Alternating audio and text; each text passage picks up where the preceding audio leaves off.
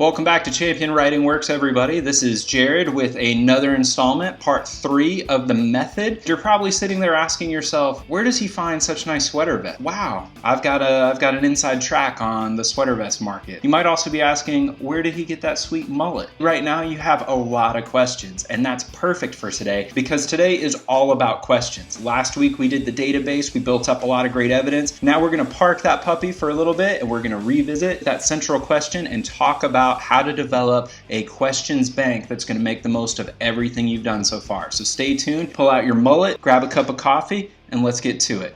I'm here to help.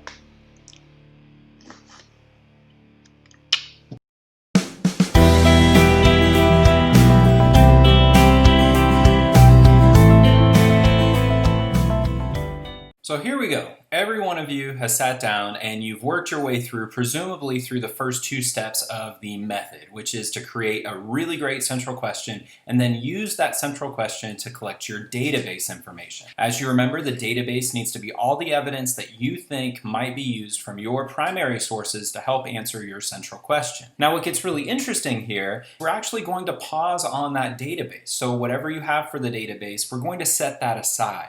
We're going to start thinking through specifically how you make the most of that central question. One of the most important things to remember about a central question is that it is too big to answer in one fell swoop. In fact, the way to find the answer to that central question, also known as your thesis, is to start answering smaller questions that help chip away at that tougher, bigger, more complicated answer. Before we even start working through our evidence and start developing all those pieces of information, we're going to pause for a minute on that database, and what I want you to do is to start developing what we'll call a questions bank or a questions battery. What this means is you are just going to brainstorm a ton of questions that you might use to answer that central question. So let me go ahead and give you an example of the type of complicating questions that we want to consider when we are really trying to fill out our questions bank. These are going to be questions that will complicate our answer. They will add layers of complexity to the bigger answer that we seek with our central question. And the key here to remember is that a great central question will not be easily answered. A great central question, as we talked about earlier, is going to require analysis.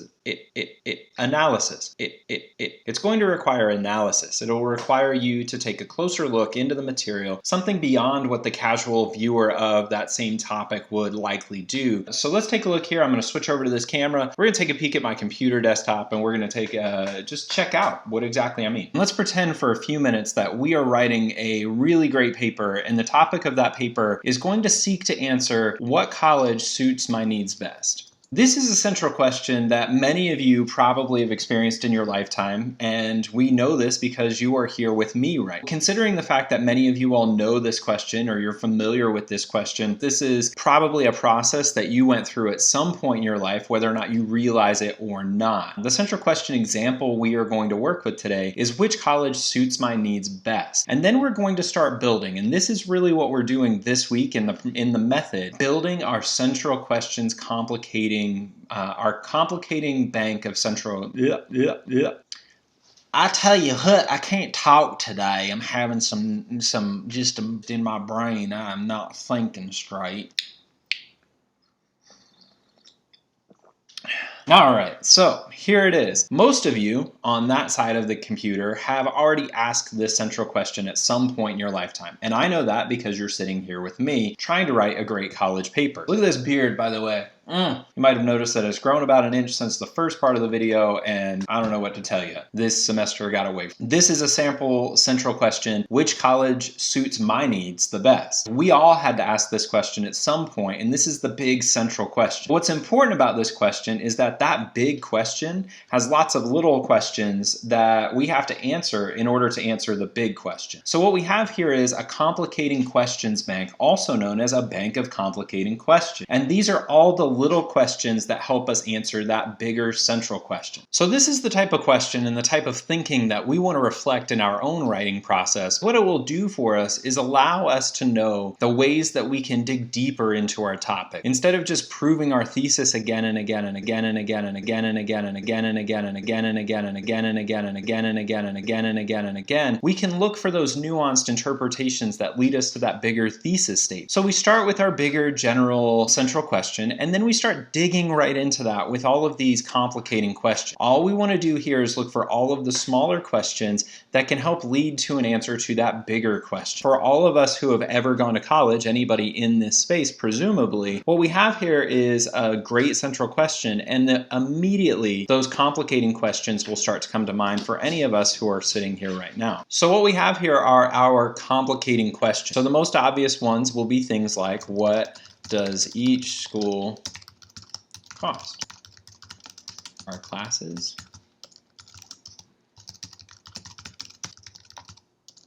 If we look over this list, these are all things that might be important to a college student. Some of them might not be important to you. In fact, it's really important here that we think through all of the many layers of possible things that could be of interest to you. So as you think over these, remember, right now you don't have to know the answer to any of these questions. In fact, you should try to create a questions bank that is far longer than the set of questions you think you can actually reasonably answer in the space allowed in your paper. You want so many questions that you could go above and beyond really easily. Here's why. In the long term, bigger picture, looking way ahead toward the future, what you want is to know that if you run out of things to talk about, you can just go back into your questions bank. You can go back to your questions bank and pull the next nearest question to answer that to develop your paper, both for focus and clarity. We'll get into a lot of the details of how to use this later, but for now what I would recommend is that for each page that you've been assigned, you try your best to come up with 6 different questions. Cool? Cool? Cool? If you've been assigned a 5-page paper, I recommend generating somewhere between 20 and 30 questions. So about 20 to 30 questions per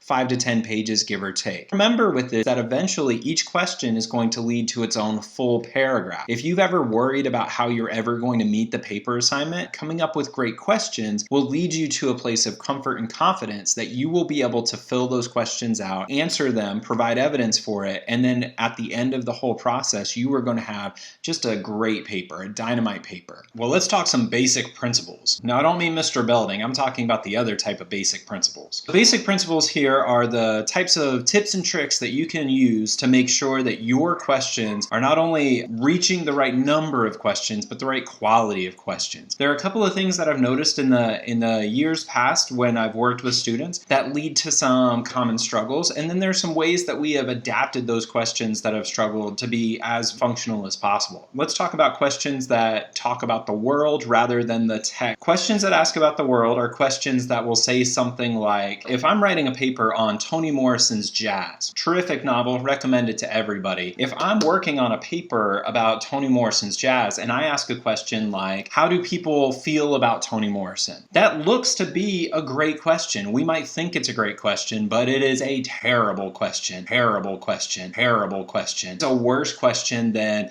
hey, do you want to go see Hanson this Friday? What do you think about some vegan food? And the reason that it's a bad question is that it's actually not about the book itself. If I ask how do people feel about Toni Morrison, I'm asking about people in the world rather than the text itself. When you make your questions, make sure that whatever you are asking is actually about the source you hope to address with your central question. Make sure you're not looking outside of that source to talk about something else. And if you are, you want to be very careful with it. For example, what you could ask is, how does Toni Morrison's jazz respond to current historical moments, which is still a question about the source, although it's going to require you to go investigate other material outside of it. The key here is you want to make sure that all of your questions can be answered with that database. We don't actually have evidence of how an audience responds to Toni Morrison by looking at Toni Morrison's book. That's a question about how people felt, which means you'd have to go look at the people instead. The second common pitfall that I've seen a number of students run into is whenever they make a list of questions, they might do a great job generating a long list of questions, but many of those questions will be questions that might be about the text,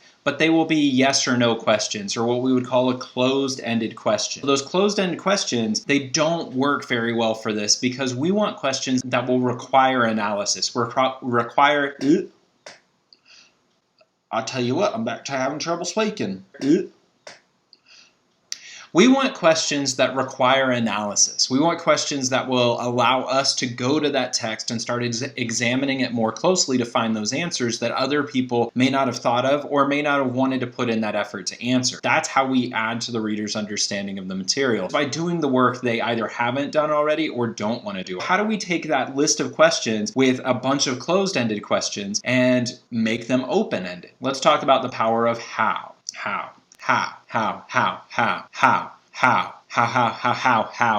So the power of how. If we have a question that we think has some potential, but it is currently a closed-ended question, what do? If you ask, does gender affect the story? That's a yes or no question. It's not very good, and it's not going to really lead us in the direction that we want to go. So instead, let's change that question by just tacking on the word how. How does gender affect the story?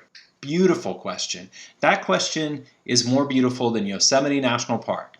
It's not really. Yosemite is the most beautiful place on the planet, and if you haven't been already, you need to turn off your computer and go right now. It's the middle of a pandemic, nobody's doing anything, so you need to go have an adventure right this minute.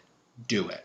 Reword those questions to add the word how. How does gender shape the narrative in the story? How is money important to the story? Reword it to where that word how is on the front of that question, and it will make your life infinitely easier in the long run. I know it seems like an easier route to ask the closed-ended question because then you just say yes or no, but the truth is that doesn't lead us to a great paper, and actually if we're worried about reaching page length, we want those questions that are going to lead to more complicated, thorough, complex answers. And finally, let's talk about my personal favorite tip for anyone who is beginning in their college career. And this tip is super important. It will save you a lot of headache and heartache, and it will really get you into the habit of thinking questions. And that's ultimately the best thing you can do for your college career. And the sooner you do it, the more payoff it will have over the course of your college career. This tip is really straightforward and simple. Get into the habit of starting with the same basic questions. So anytime you set out to write a paper, there are certain questions you can ask every single time that will lead to great entry points for your paper. Let's think about what some of those are. In the humanities, we have the big four. We've got race, class, gender, and place. Those four lead to a lot of great questions right out of the gate. So for example, if we're thinking of race, how does race affect the story? How does gender affect the story? How does class affect the story? How does money affect the story? How does place affect the story? Whatever that is, we're already up to 5 questions. So we have 5 big questions that we can really start breaking up into even smaller questions that we could use again and again. So if we're interested in questions of gender, my personal research area, there are certain questions I'm always going to ask. For example, I'm not just going to ask, how does gender affect the story? I'm going to ask, how does manhood affect the story? How does womanhood affect the story? How does power affect gender relations in the story? How does power and gender evolve throughout the course of the story or throughout the course of the source, whatever it is? So ultimately, when I sit down to write, I have a set of questions that I already know I'm going to ask. And then when I go to write a different project, guess what? I'm taking those with me because they're still good questions. Think of questions like a great set of tools that you can just keep stopping back and borrowing and using again and again. And the better job you do cultivating a great list today, if that's something in your research area or something of interest to you, you can reproduce that throughout the course of your college career and maybe even beyond. It's a really great way to get into the habit of thinking like a scholar and knowing that each time you sit down to work on a paper, you already have the start of what you need to go about writing a really great high quality paper that will have a dynamite thesis by the very end. Quick recap before I head out of here. Playing lead guitar for Alabama this weekend in Chattanooga. Come on up to the concert, bring your mullets, bring whatever you got. Send 2020 out with a bang, am I right? Recapping the question bank. This is a process where we are building step by step the way that a scholar would to make sure that we're putting together a really great paper. Now, a couple of reminders for you as you're building your questions bank. You want them to be about your exhibit material. Make sure the questions that you are asking are about your exhibit material, not about the world that surrounds that material. You want to make sure that they're open-ended. Remember, you don't have to reinvent the wheel. You can keep building on these questions that you've developed over time for other exhibit materials and use those. And lastly, if you have any questions, you're welcome to reach out to me. I'm here to help. Looking forward to seeing you on the next installment of Champion Writing Works when we will start putting those questions to work to build a really great body paragraph. That's how we're moving forward through this whole process. Remember, if you don't have a mullet, it's time to get one. 16 bucks on Amazon, perhaps the best money I've ever spent. I'll see you next time. I'm here to help.